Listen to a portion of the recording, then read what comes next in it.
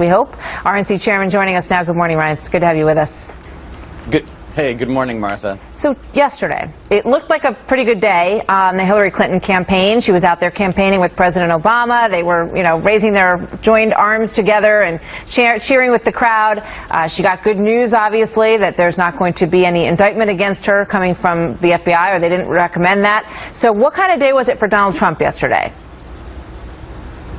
Well, I thought it was a good day in the sense that it was very clear that all of the lies of Hillary Clinton came crumbling down, and she was exposed as being a liar about so many things in regard to her email, the classified information.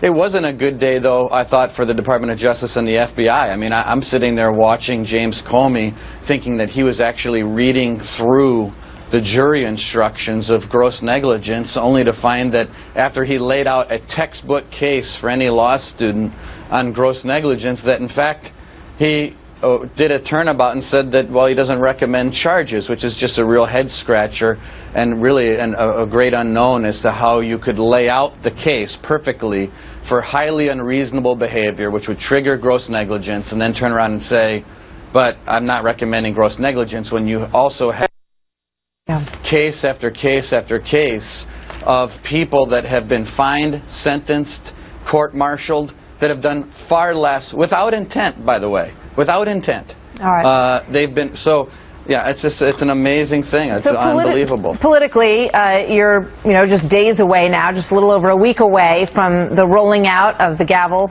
coming down and rolling out the beginning of the Republican convention in Cleveland. Are you guys ready? And how does this news sort of weigh in when you've got unfavorable numbers that are so high for both candidates on either side?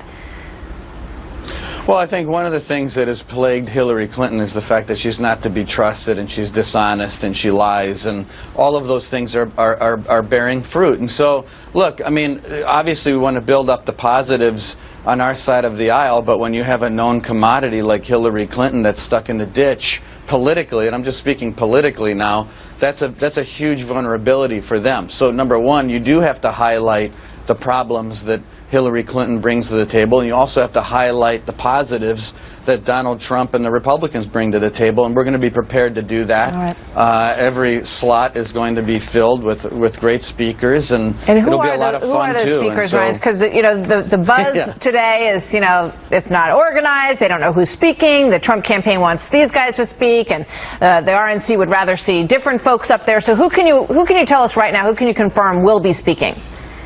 Well, I'm not going to confirm anything, Martha, because it's really not my place to do that. It's the place of the campaign, and I think they're going to be talking about who those people will be over the next few days. But I can assure you that it is very well organized, and every single 6-minute slot is filled in, and people are excited, and people are making confirmations, and the hotels are filled, and people are happy. I'm sorry to cut you off.